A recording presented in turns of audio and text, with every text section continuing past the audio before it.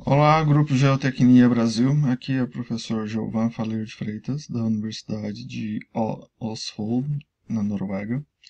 Estou muito grato ao grupo por ter me convidado para ministrar uma pequena videoaula para vocês. Sou professor na área de engenharias, mas com especialização na área de estruturas. E meu campo maior de atuação é justamente grandes estruturas. Mas,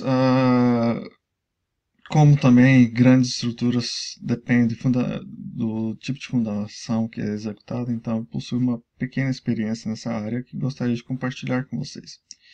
Um caso que eu gostaria de compartilhar com vocês é esse caso que aconteceu há exatos 4 anos aqui perto de onde eu moro, a ponte Kjerstad, que sofreu um colapso. Então, gostaria de compartilhar esse caso com vocês e compartilhar um pouco as experiências que esse caso levantou. Só para entendermos o que estamos falando, em fevereiro de 2015, uma causa de quick clay, que são argilas bem sensíveis, houve um deslizamento de terra junto à ponte. Como consequência desse deslizamento de terra, um dos pilares da ponte se deslocou. Só para nos localizarmos, aqui é Oslo, a capital da Noruega, e essa daqui é a E18, a principal via de acesso, de ligação entre o norte e o sul da Noruega. Então, onde ocorreu esse acidente foi exatamente nesse trecho aqui. A ponte não era uma ponte recém, mas também não é uma ponte muito velha. Ela tinha sido construída em 1998 e aberta em 2002, ou seja, é uma ponte relativamente nova. Ela tem 229 metros de comprimento, são duas pistas, 4 faixas de carros. Cada ponte de cada lado tem em média 6 vãos e cada vão tem em média 39 metros. Então, esse aqui é o perfil da ponte, principalmente a ponte que colapsou. Cada pilar tem a sua própria coluna, mas é interessante notar, apesar de estar em norueguês, que cada seção tem a sua especificação do tipo de terreno. Toda vez que colocamos fiel, quer dizer rocha. E na parte que não é rocha, está especificado o tipo de fundamento que foi adotado, que na Noruega é conhecido como Ståltjernapelle, que é um tipo de fundamento baseado em estacas metálicas. A coluna que sofreu deslocamento foi justamente a coluna número 5. Já vamos estudar um pouco mais esse caso, por que essa coluna deslocou. Aqui mais uma vez uma seção da ponte, só para mostrar como que cada ponte tinha seção. O detalhe interessante dessa ponte também é que estamos falando de uma ponte em um trecho em curva, ou seja, ela tem uma inclinação de lateral de cerca de 3%. A ponte que colapsou é o que a gente chama de Bru Vest, ou a ponte oeste.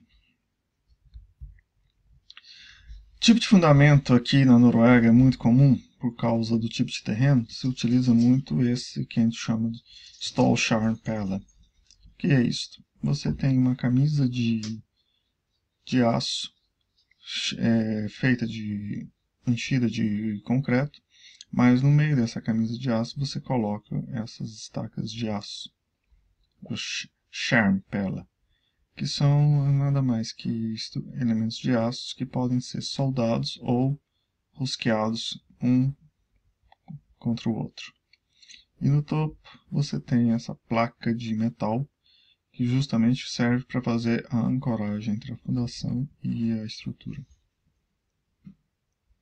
Essa parte aqui indica justamente a parte da fundação que vai ficar presa à rocha. Então esses tubos de aço são cravados até encontrar a rocha e depois, com enchimento de concreto, elas se ancoram perante a rocha. A vantagem desse tubo desse sistema é que você ganha bastante resistência lateral, porque como você tem que ignorar uma grande camada de terreno fraco, de argila, então você necessita criar uma certa estrutura de tolerância a cargas laterais. Então, no caso da ponte, o que aconteceu é que estacas eram constituídas desse tipo de estacas metálicas, 3 de cada lado, e fazendo um total de 18 estacas por bloco. Mas o que aconteceu foi que, apesar de toda essa ancoragem com estacas inclinadas, estacas verticais, devido ao movimento de terra, o bloco e as estacas sofreram uma deformação, sofreram um pandeio por causa desse deslocamento da terra. O que aconteceu?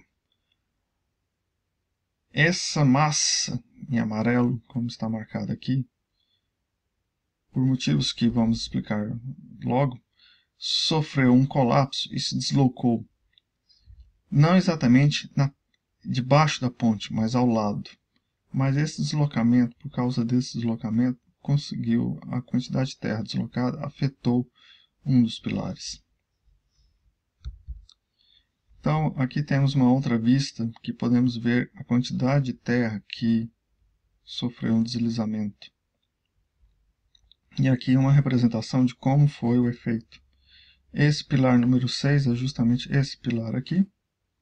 E o pilar número 5 é justamente onde sofreu o colapso da ponte. Então você pode ver que indiretamente o deslizamento não foi direto na ponte, mas foi suficiente para afetar um dos pilares. Aqui mais uma outra vista, no dia do acidente, mostrando exatamente como o deslizamento de terra aconteceu. Então o deslizamento aconteceu nesse sentido, por causa da grande massa de terra que se deslocou, acabou afetando essa coluna. Só para observarmos, nesse círculo aqui temos um bulldozer. Já já vou explicar o porquê desse detalhe. Mas antes vamos fazer uma pequena revisão do que é quick clay, ou argila sensíveis, extremamente sensíveis.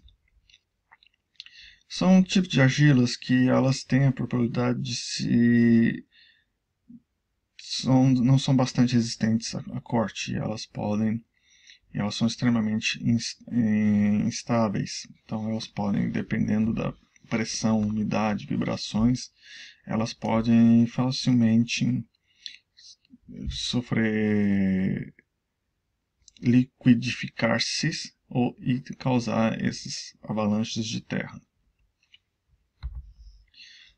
O que acontece aqui na Noruega é muito frequente, é que você tem essa quick clay, fica não exatamente no topo, mas ela fica médio entre camadas. Você pode ter uma boa camada resistente de argila, mas no meio você pode ter essa quick clay. E no final você pode ter uma outra camada de argila resistente. Então, o seu problema é justamente isso. Você tem uma camada que fica entre solos de boa resistência que tem uma baixa resistência. Então, quando essa quick clay começa a deformar, ela tem a capacidade de deslocar grandes massas de terras ao mesmo tempo. Aqui um outro exemplo desse acidente. Esse acidente aconteceu exatamente há 6 anos atrás, no norte da Noruega também, durante o período de chuvas, que uma grande massa de terra deslocou e afetou toda uma região de estradas e casas. Algumas casas foram afetadas nesse acidente. Então, voltando à nossa ponte. No dia do acidente foi criado um comitê Eu tive o prazer de conhecer essas pessoas que trabalharam no comitê e também trocar informações com eles. Então, justamente foi acionado todo um sistema de prevenção de o que se deve fazer a respeito dessa ponte. E uma das primeiras decisões tomadas imediatamente foi que a ponte não poderia ser recuperada, deveria ser demolida. Então, com poucos dias, se decidiu que a primeira coisa que fazer foi demolir a ponte. Aqui mais algumas imagens do acidente, para vocês podem perceber como que ficou a estrutura da ponte no pilar que se deslocou. E aqui você pode ver aquela fundação número 6, como ela ficou exposta por causa do deslocamento de terra. Aqui outra imagem mostrando o deslocamento do pilar, mostrando também como que a terra deslocou ao redor. E aqui você vê claramente que a terra, o deslocamento de terra, causou todo um esforço de corte junto ao pilar. Uma outra imagem essa imagem foi tirada praticamente em 2 horas depois do acidente. Você pode ver os carros ainda parados antes da ponte colapsar. Uma coisa interessante que aqui na Noruega, quando acontece esse tipo de acidente, existe um sistema de alerta quase que automático. Então todas as estações de rádio começam a emitir alertas.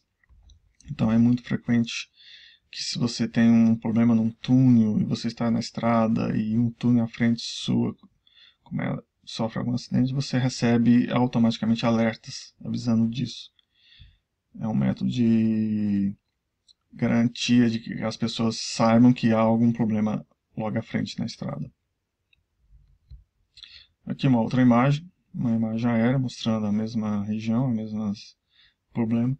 Então, voltando, o deslizamento de terra aconteceu fora da ponte, mas por causa da quantidade conseguiu afetar essa ponte.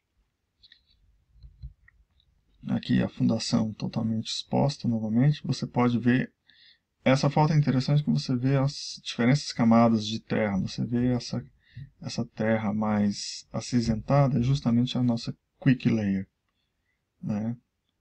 Então essa é uma camada que justamente não tem baixa resistência à tração, um solo bastante sensível.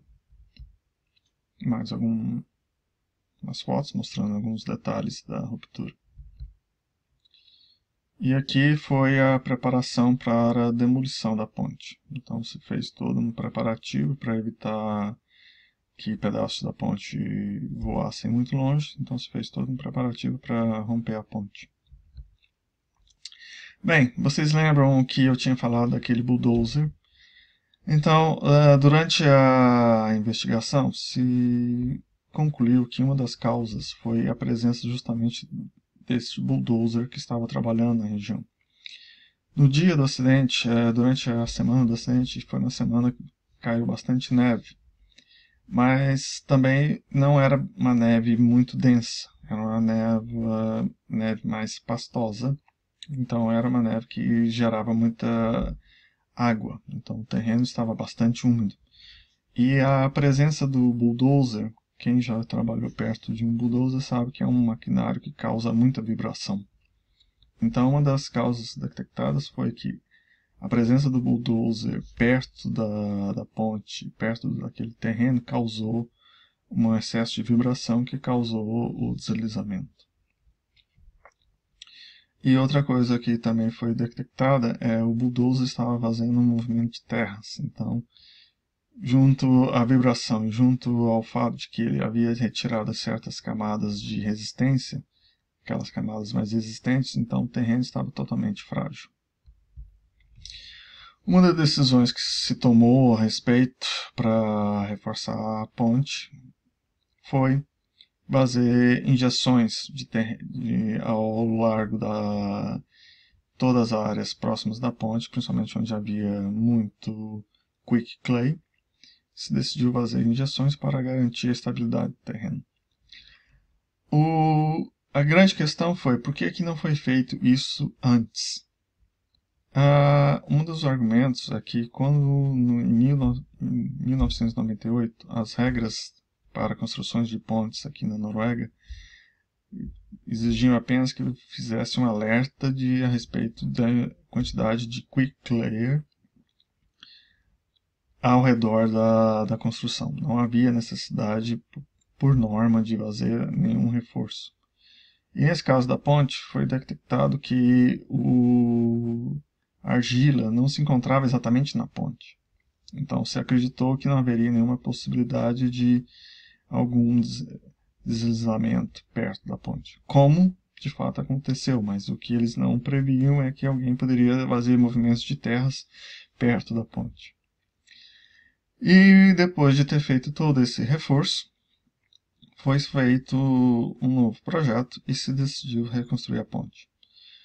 Então, depois de ter demolido a ponte, as duas pistas remanescentes foram abertas para o tráfego em 1º de julho de 2016 e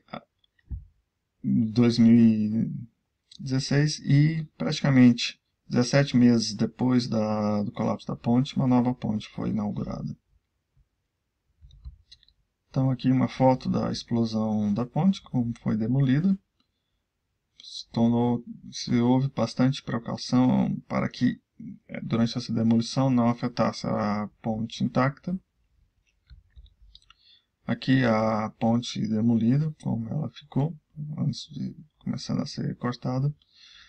Eles a princípio haviam pensado talvez aproveitar essa parte para construir a nova ponte, mas depois da demolição detectaram que havia muitas fissuras nesses pilares, então a decisão foi demolir toda a ponte até a cabeceira da ponte.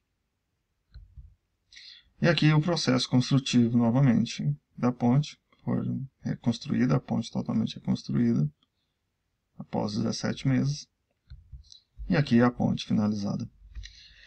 O que é interessante nesse projeto é que eu quis compartilhar com vocês que não, apesar de ter sido um problema de fundação, não foi uma falha de projeto, foi uma falha de prevenção.